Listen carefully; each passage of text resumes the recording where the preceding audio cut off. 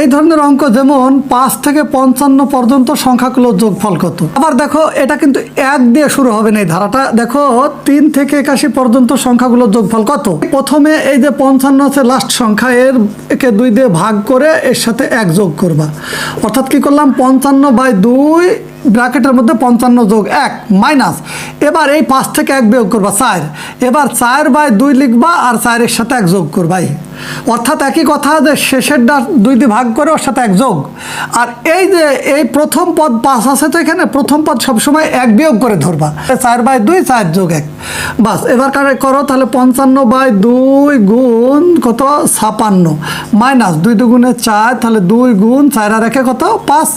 দেখো এবার কাটো তো, তাহলে কত হচ্ছে 28 আর 55 1035 মাইনাস 5 দুগুণে 10, তাহলে থাকছে 1025। ঠিক একইভাবে তোমরা এটা করে কমেন্ট বক্সে উত্তর লিখবে। আশা করি বুঝতে পেরেছো।